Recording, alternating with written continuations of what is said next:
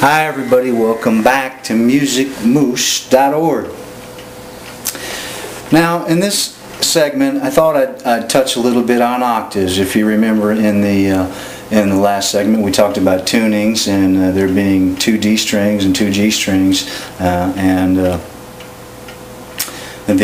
D strings and G strings being an octave apart.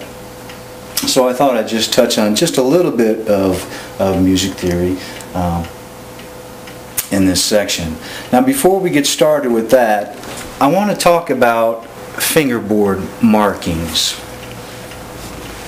Now I'm going to turn the banjo just a little bit so you can see the side of the neck.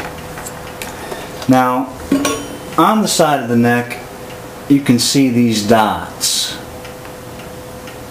Now these dots occur at different frets on the fingerboard to give you a visual reference point of where you're at any given time on the fingerboard. So if you can see here, this dot occurs just behind the 3rd fret, and then moving up there's going to be a dot in the fingerboard as well, but not on the side of the banjo because we have the best visual point that we can get. We got the 5th string tuner.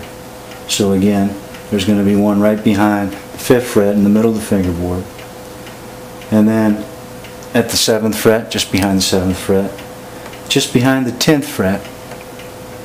And now you'll notice as we get to the 12th fret, which is a very important fret when I'm going to be talking about octaves, and you can see that there's actually 2 dots behind that 12th fret, and that's to tell you that that's an important fret, that 12th fret. And then as we move on up, there's a dot behind the 15th fret, behind the 17th fret, behind the 19th fret, and also behind the 22nd fret. Now I'm going to turn back around and show you that these dots occur actually within the inlay. Now on this banjo it might be a little bit hard to see, but if you look just behind the 3rd fret in the middle of the fingerboard, in the middle of that inlay, you can see that round pearl dot. And again, it occurs just behind the 5th fret, the 7th fret, the 10th fret, and the 12th fret, that very important 12th fret, behind the 15th fret, 17th, 19th, and 22nd fret.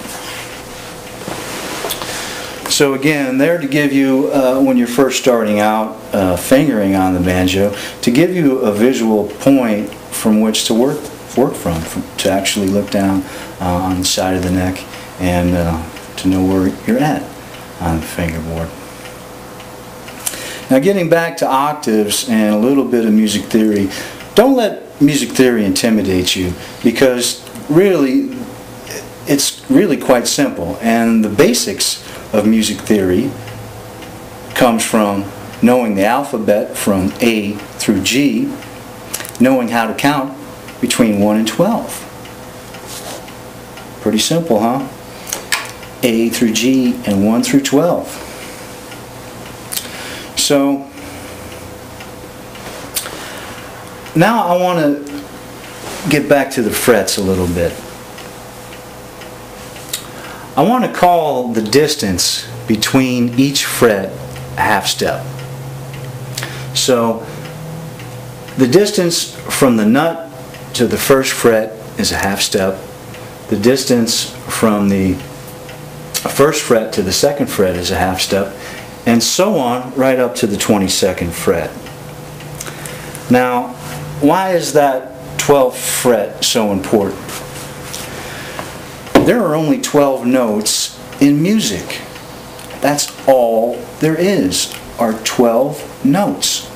Whether you're listening to the radio or your favorite CD or whatever you're listening to, any type of music comes from 12 notes. So how cool is that to be able to play 12 notes in different combinations to get all the wonderful music that is available with just 12 notes, and that's a pretty cool thing. So getting back to the octaves, I want to define an octave as saying this. If I start on this fourth string, a D note, if I define an octave as being 12 half steps away from that D note, we're going to get what they call an octave, which is the same note, just higher in pitch. So let's try that. We're going to hit the D string, the D note, fourth string, count up 12 frets. 1, 2, 3, 4, 5, 6, 7, 8, 9, 10, 11, 12. Now listen to the fourth string hit open and then the fourth string hit at the 12th fret.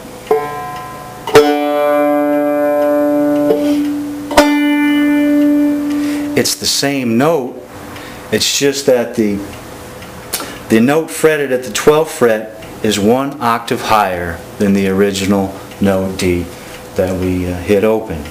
And that occurs as well with the G note, G string, hit it open, count up 12 frets, right up to the 12, fretted at the 12th. What do we got? We got another G note. Again, it occurs with the B string or the second string, hit it open, count up your 12 frets. That was a quick count, wasn't it? Up to the 12th fret on the second string, we got another B note. And again occurs at the first string, another D string, fretted at the 12th fret, we got another D note. Now that's an important piece of information as we look and start to figure out the fingerboard on the banjo. Now why is that important? Because if I barred my index finger just behind the 12th fret and strum those four strings, just the four strings for right now, you know what I get? I get another G chord. So that's the first chord you're going to learn. Fretted chord is another G chord. Because remember, when I strum those strings open, it's a G chord because the banjo is tuned to G. It's a G chord. Fretted the 12th fret, another G chord. And that is so important because, again, we only have 12 notes. So we counted up our 12 frets and we got another D note. So now you know what happens if we keep going up towards the 22nd fret? All those notes get duplicated again. It just starts over them 12 notes. So that is a really important piece of information as we're going to go on to explore the fingerboard and again start forming chords and scales and on from there. Now here's a little quiz for you. Let's go up to the 5th string. G string, G note. Now if I fret the 5th string at the 12th fret and I hit that note, you think I'm going to get the octave from the G? Let's hit it, find out. We're not going to get it. You know why? Because as we look at the banjo neck, 5th string starts at the 5th fret. It doesn't start all the way down at the nut, you see. So where are we going to get the octave on the 5th string? What fret? Well, we're going to add 5 plus 12, starting at the 5th fret, which is where it starts. I'm going to count up 12. 12 plus 5 is 17. We look up here. Geez, there's the 17th fret. I can see the dot right there behind the 17th fret. So I'm going to pick that string just behind the 17th fret and I get another G note. Listen to that. There's the G, 5th string hit open.